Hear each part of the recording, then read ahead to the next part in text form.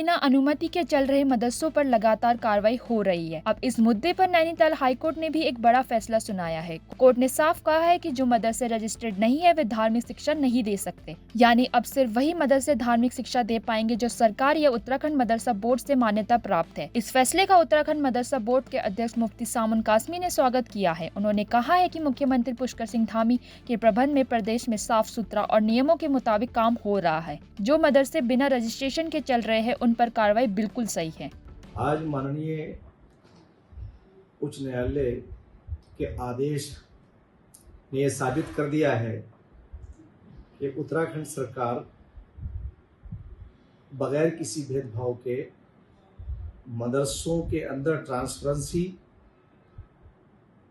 और ईमानदारी लाने का जो प्रयास माननीय मुख्यमंत्री श्री पुष्कर सिंह धामी जी के कुशल नेतृत्व के अंदर, उनके मार्गदर्शन के अंदर जो मदरसा बोर्ड अंजाम दे रहा है, वो फिर साबित हुआ कि उच्च न्यायालय के ये टिप्पणी कि बगैर मान्यता के मदरसे संचालित नहीं होने चाहिए और मदरसों की मान्यता मदरसा बोर्ड और सरकार से उपलब्ध करानी चाहिए।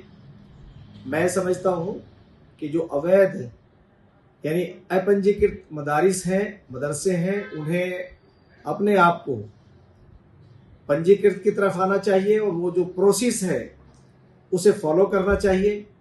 आज की सरकार माननीय मुख्यमंत्री श्री पुष्कर सिंह धामी जी के नेतृत्व के अंदर, माननीय प्रधानमंत्री श्री नरेंद्र मोदी जी का वो विजन कि एक हाथ में कंप्यूटर और दूसरे हाथ में कुरान, वो चाहते हैं कि मुसलमानों को मेन स्ट्रीम से जोड़ा जाए और मेन स्ट्रीम की एजुकेशन दे करके उन बच्चों को मॉडर्न एजुकेशन के जरिए से उन्हें इंजीनियर, डॉक्टर, आईएएस और आईपीएस बनाने की तरफ कदम बढ़ाए जाएं, जिसे 60 साल के अंदर कांग्रेस और अन्य विपक्षी दलों ने इस्तेमाल किया और मेन स्ट्रीम से काट करके मुसलमानों को खास तौर से इन मदारिस के जरिए से जो उन्होंने मुसलमानों के दिलो दिमाग के अंदर एक डर पैदा किया था आरएसएस और बीजेपी से, वो बार बार क्लियर होता है। तो इसलिए मैं तमाम मदारिस के लोगों से कहना चाहता हूं कि वो वैधता का रास्ता अपनाएं, अवैध की तरफ न बढ़ें और अवैध पर कार्रवाई सुनिश्चित होगी, वैध पर कोई कार्रवाई नहीं है।